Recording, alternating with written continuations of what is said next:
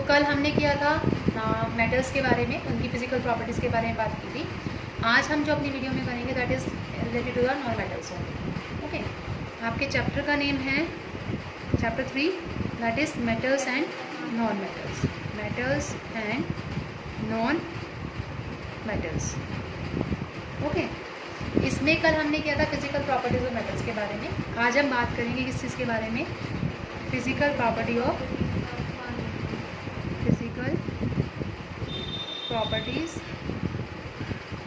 Of non metals. Non metals की physical properties के बारे में बात करनी है, ठीक है बेटा। अब नॉन मेटल जो होता है वो क्या है, कल बताया था कि जिसके अंदर हमारी जो प्रॉपर्टीज़ हैं मेटल्स की वो लाई नहीं करती, ठीक है। जैसे मेटल्स अगर शाइनिंग होते हैं तो हमारे नॉन मेटल्स क्या होते हैं, डल होते हैं, ठीक है। सिर्फ एक ऐसा नॉन मेटल आपके पास क्या है, नॉन मेटल्स क्या होते हैं बेटा, नॉन मेटल्स आर डल। सिर्फ एक आयोडीन ही ऐसा नॉन मेटल है जो शाइनी होता है, बट आयोडीन इज शाइन। सिर्फ एक यही ऐसा है जो क्या होता है बेटा, शाइनी होता है, ठीक है, ऐसा नॉन मेटल है। बाकी आपके पास नेक्स्ट क्या था कि मेटल्स जो होते हैं वो गुड कंडक्टर होते हैं, लेकिन जो आपके नॉन मेटल्स होते हैं वो क्या होते हैं, बैड कंडक्टर होते हैं इलेक्ट्रिसिटी के एज वेल एज हीट के, ठीक है। और साथ में जितने भी सॉलिड नॉन मेटल्स होते हैं, सॉलिड नॉन मेटल्स की बात कर रही हूँ, वो सारे के सारे क्या होते हैं, सॉफ्ट होते हैं, ठीक है। लेकिन कार्बन जो है, कार्बन का एक एलोट्रोप होता है जिसको बोलते हैं डायमंड। आपने पढ़ भी रखा होगा, कार्बन के 2 एलोट्रोप्स होते हैं that is graphite and diamond. वो डायमंड जो होता है सबसे हार्डेस्ट नॉन मेटल सब्सटेंस होता है। समझेंगे जो मैं बात बोलना चाह रही हूँ, मैंने क्या बताया आपको, एक तो नॉन मेटल डल होंगे लेकिन आयरन शाइनी होगा, एक ये क्या होगा, बैड कंडक्टर होगा इलेक्ट्रिसिटी का, बैड कंडक्टर। और थर्ड क्या होगा इसका बेटा, थर्ड होगा आपका कि ऑलमोस्ट नॉन मेटल्स कैसे होते हैं, सॉफ्ट होते हैं, लेकिन जो कार्बन होता है, कार्बन का जो एलोट्रोप होगा दैट इज़ डायमंड, वो क्या होगा आपके पास, वो हार्ड होगा, वो क्या होगा, हार्ड, ठीक है। एक ये नॉन सोनरस होते हैं, कोई भी रिंगिंग साउंड प्रोड्यूस नहीं करते हैं।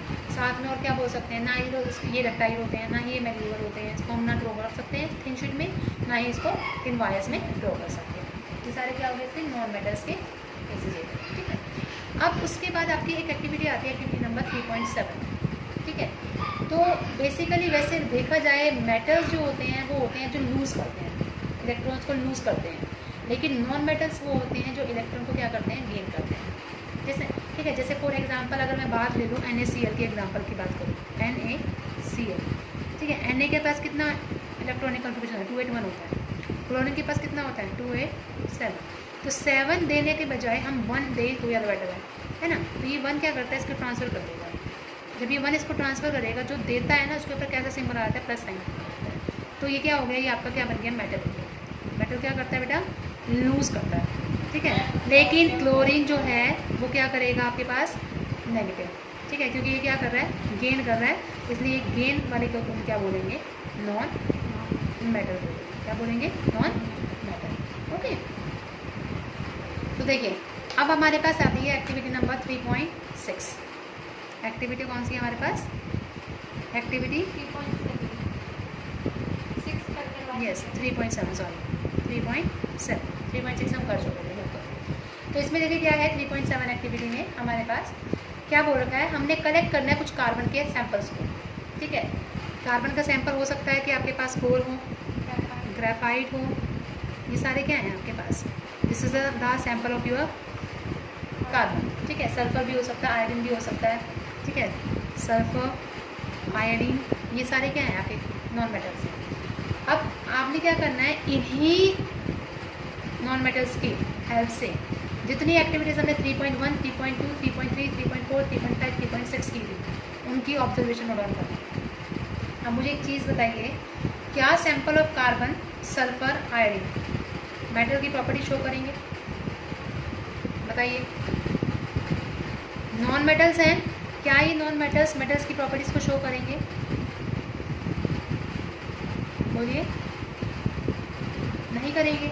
अभी मैंने आपको बताया नॉन मेटल्स डल होते हैं लेकिन आपके मेटल्स शाइनी होते हैं, मेटल्स डक्टाइल होते हैं लेकिन नॉन मेटल्स अनडक्टाइल होते हैं, ये मैन्यूएबल होते हैं लेकिन अनमैन्यूएबल होते हैं, ये गुड कंडक्टर होते हैं, ये बैड कंडक्टर होते हैं। और ये क्या है आपके पास, कैसे होते हैं, हार्ड होते हैं मेटल्स ऑलमोस्ट। लेकिन कैरोसिन क्या, सॉरी जो सोडियम क्या होता है, सॉफ्ट होता है, जिसको हम कट कर सकते हैं। लेकिन यहाँ पे सॉफ्ट होते हैं, सिर्फ एक कार्बन ही है। कार्बन का भी एलोट्रॉप होता है डायमंड, जो कि हार्ड होता है। ठीक है, तो यहाँ से हमने क्या बताया कि ना तो ये क्या कहते हैं शाइनी सरफेस देते हैं, ना ही हमें क्या करते हैं गुड कंडक्टर ऑफ इलेक्ट्रिसिटी देते हैं। लेकिन इनमें से एक चीज़ ऐसी है जो हमें गुड कंडक्टर देती है। ठीक है, वो क्या है हमारे पास, that one is graphite. Graphite जो है वो गुड कंडक्टर होता है इलेक्ट्रिसिटी का। ग्रेफाइट क्या होता है, गुड कंडक्टर होता है इलेक्ट्रिसिटी का। और साथ में जो आयोडीन है, ये क्या होता है, ये सबसे सॉफ्ट, या फिर आप बोल सकते हो सबसे शाइनी, सॉफ्ट नहीं बोल सकते, शाइनी। ठीक है, शाइनी नॉन मेटल होता है। बस ये दो ऐसे केसेस हैं जो हमें किसकी प्रॉपर्टी शो करते हैं, मेटल्स की। अदरवाइज सारे के सारे क्या है हमारे पास, नॉन मेटल्स शो करते हैं। समझ आई बात? तो ये तो था कुछ प्रॉपर्टीज मेटल्स और नॉन मेटल्स की। अब उसके बाद क्या है, कुछ और एक्सेप्शनल केसेस हैं हमारे पास मेटल्स और नॉन मेटल्स के। उसमें से है, आप अपनी बुक एनसीईआरटी बुक में से देख सकते हैं, पेज नंबर 39 पे आपको मिलेगा। इसमें क्या दे रखा है आपको कि मेटल्स के अंदर आपका जो हमारी प्रॉपर्टीज़ हैं, और वो क्या है कि एक्सेप्ट मरकरी। मरकरी समझते हो, मरकरी क्या होती है, मरकरी होती है Hg। ठीक है, एक्सेप्ट मरकरी जो कि एक क्या है, मेटल है। ठीक है, ये किस में मिलती है हमें, सॉलिड की फॉर्म में मिलती है या फिर लिक्विड की फॉर्म में मिलती है, लिक्विड फॉर्म में। ठीक है, all the metal except mercury, ये सारे के सारे अदर मेटल्स हमें सॉलिड फॉर्म में मिलते हैं।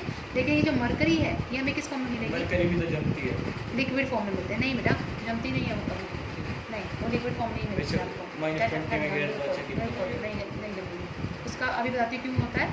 क्योंकि मेटल्स जो होते हैं उनका जनरली जो मेल्टिंग पॉइंट होता है, मेटल्स जो होता है जनरली उनका क्या होता है, हाई मेल्टिंग पॉइंट होता है। क्या होता है, हाई मेल्टिंग। तो आपके पास ये क्या बताया कि ये जो मेटल्स होते हैं, मेटल्स जो होते हैं जनरली उनकी हाई मेल्टिंग पॉइंट होता है। क्या होता है, हाई मेल्टिंग पॉइंट। ठीक है, ये क्या बोल रही हूँ मैं इसका, मेटल्स का मेल्टिंग पॉइंट जो होता है, मेल्टिंग पॉइंट वो क्या होता है बेटा, हाई होता है। ये बहुत हाई होता है मेटल्स का। ठीक है, लेकिन आपके पास जो गैलियम और सीजियम होते हैं, गैलियम Ga और सीजियम मतलब Cs, ये दो ऐसे मेटल्स हैं जिनका क्या होता है, लो मेल्टिंग पॉइंट होता है, लो मेल्टिंग पॉइंट होता है। ठीक है, और ये जो दो मेटल्स हैं ये क्या हो जाते हैं, जल्दी मेल्ट हो जाते हैं। अगर आप उसको अपने पाम पे भी रख देंगे ना, इधर पाम पर, ठीक है, हाथ की हथेली पे रख देंगे, वो उसी टाइम पिघल जाएंगे। इतना कम उसका मेल्टिंग पॉइंट होता है गैलियम और सीजियम का। रखते ही आपके पाम पर वो क्या हो जाएंगे, पिघल जाएंगे, मेल्ट हो जाएंगे। ठीक है, जनरली मेटल्स कैसे होते हैं, हाई मेल्टिंग पॉइंट होता है। लेकिन जो गैलियम और सीजियम होता है उसका जो मेल्टिंग पॉइंट होता है वो लो होता है। यस बेटा, इसको भी हम कहीं ना कहीं स्पेशल चीज़ में स्टोर करते होंगे, ऑब्वियसली बात है, क्योंकि हम हाथ में रखेंगे तो वो मेल्ट ही हो जाएगा। लेकिन क्या कहते हैं, अभी तक ये वो बताया नहीं गया कि कहाँ स्टोर होता है। ठीक है, जैसे सोडियम को केरोसिन में स्टोर करते हैं, इसका अभी मतलब ऐसा कोई मेंशन, लेकिन पता चलेगा तो I will definitely tell you. ठीक है, तो मेटल्स जिनका हाई मेल्टिंग पॉइंट है, ठीक है, और कुछ मेटल्स ऐसे होते हैं जिनका लो मेल्टिंग पॉइंट होता है, इवन वो पाम पे रखने पर भी क्या हो जाते हैं, मेल्ट हो जाते हैं। उसके बाद इसका सेकेंड पॉइंट क्या होता है, आयोडीन जो होता है आपका, आयोडीन ये एक ऐसा नॉन मेटल है, ये क्या है आपका, ये ऐसा नॉन मेटल है जो कि क्या होता है, लस्ट्रस होता है।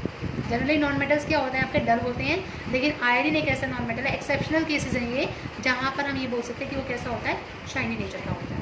ठीक है, सिमिलरली कार्बन, ये कार्बन क्या है आपका, नॉन मेटल है, कार्बन नॉन मेटल है। ये कार्बन जो है नॉन मेटल है जो कि एग्जिस्ट करता है डिफरेंट फॉर्म में। मैंने अभी आपको बताया कार्बन के दो एलोट्रॉप्स होते हैं, एक होता है ग्राफाइट और एक होता है डायमंड। ठीक है, दो एलोट्रॉप्स होते हैं कार्बन के, एक होता है आपके पास ग्राफाइट और एक होता है डायमंड। डायमंड जो होता है वो एलोट्रॉप है जो कि हार्डेस्ट नेचुरल सब्सटेंस है। डायमंड क्या है आपका, देखो कार्बन के दो पार्ट हैं, कौन कौन से बताए मैंने आपको, एक तो बताया ग्राफाइट और एक बताया आपको डायमंड। जितना हार्ड ये ग्रेफाइट, ये डायमंड होता है ना, उतना सॉफ्ट ये ग्रेफाइट होता है। सॉफ्ट इन द सेंस, कभी आपने देखा हो पेंसिल की लेड जो है, अगर मैं उसको एक हैमर मार दूँ तो क्या हो जाएगा, जो टुकड़ा टुकड़े हो जाएगा बिल्कुल, है ना, पार्टिकल्स हो जाएंगे, पाउडरी फॉर्म में कन्वर्ट हो जाएगा। तो वो क्या हो गया, बहुत सॉफ्ट, मतलब ब्रेकेबल हो जाता है। लेकिन डायमंड क्या होता है, उतना ही हार्ड होता है। ठीक है, तो कार्बन के दो इलेक्ट्रॉन्स हैं, दो इलेक्ट्रॉन कौन कौन से हैं, डायमंड जिसका क्या है, बहुत ज़्यादा हार्डेस्ट नेचुरल सब्सटेंस है। ठीक है, और इसका मेल्टिंग पॉइंट भी क्या होता है, बॉइलिंग पॉइंट भी बहुत ज़्यादा हाई होता है। क्या होता है डायमंड का, melting point and boiling point. ये क्या होता है बेटा, बहुत ज़्यादा हाई होता है। क्या होता है, हाई। लेकिन जो आपका ग्रेफाइट होता है कि अनदर इलेक्ट्रॉन है, ठीक है, और ये क्या होता है, it is what, just a conductor of electricity, conductor of electricity. Diamond conduct नहीं करता इलेक्ट्रिसिटी को, लेकिन आपका ग्रेफाइट क्या करता है, इलेक्ट्रिसिटी को कंडक्ट करता है। अब मुझे ग्रेफाइट ये तो फिजिबल कंडक्टर। अब आप मुझे बता सकते हो क्या डायमंड कंडक्ट करता है? क्या डायमंड कंडक्ट करेगा? क्यों नहीं करेगा? है तो ये भी नॉन मेटल ही, ये भी नॉन मेटल, लेकिन एक्सेप्शनल केस है आपका कि ग्रेफाइट क्या है, गुड कंडक्टर है, लेकिन आपका जो डायमंड है जो कि हार्ड है, जिसका मेल्टिंग और बॉइलिंग पॉइंट बहुत ज़्यादा हाई है, ठीक है, और वो क्या करेगा, वो कंडक्टिविटी नहीं करेगा। इसलिए डायमंड को हम क्या बोलते हैं, नॉन मेटल है, और वो पूरा कंडक्टर है इलेक्ट्रिसिटी, ठीक है। अब उसके बाद आता है आपके पास next case, that is the alkali metals. Alkali metals क्या होते हैं आपके पास, alkali, any idea about alkali metals? Liquid form होते हैं, लिक्विड फॉर्म में लिथियम है, सोडियम है, ये लिक्विड फॉर्म में जो बेसिक चीज़ें बनाते हैं मेनली, ऑलमोस्ट वैसे ही बोलते हैं उनको एल्कली मेटल्स। एल्कली मेटल्स जो होते हैं, एल्कली मेटल्स, एल्कली, ठीक है, एल्कली मेटल्स, ये एल्कली मेटल्स क्या करते हैं बेटा, ये एल्कली मेटल्स हम ले रहे हैं, जैसे लिथियम हो गया, सोडियम हो गया, पोटेशियम हो गया, कि ये इतने सॉफ्ट होते हैं कि इसको हम क्या कर सकते हैं, नाइफ से कट कर सकते हैं, ठीक है, लेकिन इनकी डेंसिटी इतनी कम होती है, इनकी डेंसिटी क्या होती है, इतनी कम होती है, और मेल्टिंग पॉइंट भी क्या होता है इसका, बहुत कम होता है। मैं क्या बोल रही हूँ, एक तो डेंसिटी इसकी कम हो गई, डेंसिटी क्या होती है, कम होती है, और इसका मेल्टिंग पॉइंट भी क्या होता है, लो होता है। क्या होता है, लो, ठीक है। तो तभी हम क्या बोलते हैं इनको, ये कुछ एक्सेप्शनल केसेस हैं। पहला मैंने आपको एक्सेप्शनल केसेस क्या बताया आपको, अगर आपको याद हो तो, पहला बताया मेटल्स जो होते हैं जनरली उनका मेल्टिंग पॉइंट क्या होता है, हाई होता है, ठीक है, और गैलियम और सीजियम क्या होता है, उनका मेल्टिंग पॉइंट और लो मेल्टिंग पॉइंट होता है। क्या होता है, लो मेल्टिंग पॉइंट, ठीक है। उसके बाद आयोडीन क्या होता है, नॉन मेटल है लेकिन लस्टरस है। कार्बन भी नॉन मेटल है, कार्बन के दो पार्ट हैं, ग्रेफाइट और diamond. Graphite good conductor of electricity होता है, लेकिन डायमंड को हम क्या बोलते हैं, उनकी मेल्टिंग पॉइंट और बॉइलिंग पॉइंट क्या होता है, हाई होता है। उसी के साथ जितने भी हमारे एल्कली मेटल्स होते हैं, लाइक सोडियम है, लिथियम है, पोटेशियम है, वो उनकी डेंसिटी क्या होती है, बहुत कम होती है, और डेंसिटी कम होने के साथ साथ और क्या होता है, मेल्टिंग पॉइंट भी बहुत ज़्यादा कम होता है, ठीक है। इसी वजह से इनके बेसिस पे हमने क्या कर रखा है, इनको क्लासीफाई कर रखा है मेटल्स और नॉन मेटल्स, इन प्रॉपर्टीज़ की वजह से, ठीक है। अब इनकी वजह से अब आप आगे जो नेक्स्ट एक्टिविटी आती है, that is activity number 3.8। Basically वो डिपेंड करती है हमारी केमिकल प्रॉपर्टीज़ के ऊपर मेटल्स की, ठीक है। तो चलिए हम स्टार्ट करते हैं विद दैट एक्टिविटी। ये आज ये एक्टिविटी करेंगे हम, एक्टिविटी 3.8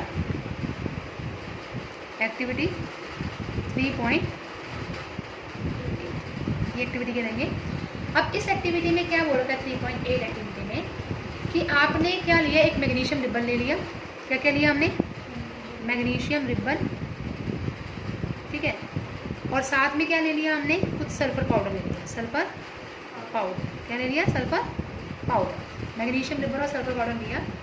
अब हमने क्या करा, मैग्नीशियम रिबन को बर्न करवाया। क्या करवाया, इसको बर्न करवाया, ठीक है। और इसके जो एशेस मिलेंगे हमें, जो ये एशेस मिलेंगे बर्न करने के बाद, ठीक है, एशेस, इसको क्या करेंगे हम, कलेक्ट कर देंगे। क्या करेंगे, इसको कलेक्ट कर देंगे, ठीक है, और फिर इसको किस में डिजॉल्व कर देंगे, वाटर के अंदर डिजॉल्व कर देंगे, H2O के अंदर। एशेस को वाटर के अंदर डिजॉल्व कर दिया। अब इसको हमने जब डिजॉल्व किया एक दूसरे के साथ, तो हमने इसको टेस्ट करना है किससे, red and blue litmus paper से, ब्लू लिटमस पेपर से, ठीक है। Red and blue litmus paper में हमने टेस्ट आउट करना है। तो क्या ये जो प्रोडक्ट मिलेगा हमें मैग्नीशियम का, क्या वो एसिडिक होगा या बेसिक होगा, अब आप मुझे बताइए। ये देखिए, पहले मैग्नीशियम Mg था, ऑक्सीजन के साथ बना हुआ O2 है, तो हमें क्या मिलेगा, 2MgO मिलेगा। अब मुझे एक चीज़ बताइए, जब भी आपके पास कोई भी मेटल ऑक्साइड होगा ना, वो मेटल ऑक्साइड हमेशा क्या बनाएगा, एसिडिक नेचर बनाएगा या बेसिक नेचर बनाएगा। दैट इज़ ऑलवेज रिमेंबर, ये हमेशा क्या होगा, बेसिक नेचर का होगा। क्या होगा, बेसिक नेचर का, हमेशा याद रखना कि मेटल्स जो हैं ऑक्सीजन के साथ मिलकर हमें क्या बनाते हैं, बेसिक नेचर तक देते हैं, ठीक है। मैग्नीशियम ऑक्साइड कैसा हो गया, बेसिक हो गया। लेकिन वहीं अगर मैं सल्फर की बात करूँ, ठीक है, सल्फर को हमने लिया, टेस्ट ट्यूब में डाला, उसको क्या कर दिया, बर्न कर दिया। जब आप इसको बर्न करवाओगे सल्फर को, इस टेस्ट ट्यूब में डाला सल्फर को, ठीक है, इसके अंदर सल्फर है, इसको आपने क्या करवाया, इसको बर्निंग करवा दी, इसमें से कुछ फ्यूम्स निकलेंगे बाहर, धुआं सा निकलेगा, फ्यूम्स निकलेंगे बाहर, ठीक है। अब आपने क्या किया, उसके अंदर पानी डाल दिया, ठीक है, क्या डाल दिया, इसके अंदर वाटर डाल दिया, शेक किया अच्छे से। जब आप इसको शेक करेंगे अच्छे से, तो आप मुझे ये बताइए क्या ये सोल्यूशन आपको एसिडिक या बेसिक बिहेवियर देगा? ऑब्वियसली बात है, वाटर के साथ रिएक्ट कर रहे हैं हम। अब हम इसको टेस्ट करेंगे अगेन किससे, किसकी हेल्प से, red and blue litmus paper की हेल्प से। जब हम इसको टेस्ट करेंगे तो हम क्या देखेंगे कि सल्फर जब ऑक्साइड के साथ रिएक्ट करेगा, वो हमें क्या दे देगा, सल्फर डाइऑक्साइड दे देगा। क्या दे देगा, सल्फर डाइऑक्साइड। और ये जो सल्फर डाइऑक्साइड है, ये कैसे नेचर का मिलेगा हमें, that is the acidic in nature. क्या मिलेगा हमें, एसिडिक नेचर, एसिडिक नेचर। तो हमेशा याद रखना, यहाँ से हमें क्या पता चला कि मेटल्स जब ऑक्सीजन के साथ रिएक्ट कराएंगे, मतलब मेटल ऑक्साइड आपको बेसिक नेचर देंगे और नॉन मेटल ऑक्साइड आपको क्या देंगे, एसिडिक नेचर का देंगे। हमेशा याद रखना, ठीक है। तो ये आपकी क्या है, this is the chemical property, जिसके अंदर हमने बता दिया कि जब मेटल ऑक्सीजन के साथ रिएक्ट करेगा तो आपका बेसिक ऑक्साइड प्रोवाइड करेगा, बेसिक प्रोवाइड करेगा, और जब नॉन मेटल आपके ऑक्सीजन के साथ रिएक्ट करेगा तो आपको क्या दे देगा, एसिडिक नेचर प्रोवाइड करेगा। यहाँ तक बताइए किसी को कोई problem. So this is all about today's part. If you find any of the difficulty, please let me know on our YouTube channel, or you can comment us on the email ID, that is netclasses@gmail.com, @gmail.com। And please हो सके तो जितना हो सके share करिए, subscribe करिए हमारे channel को, ताकि आपको डेली की नोटिफिकेशन हमारी मिल जाए। इसी के साथ thank you for your patience.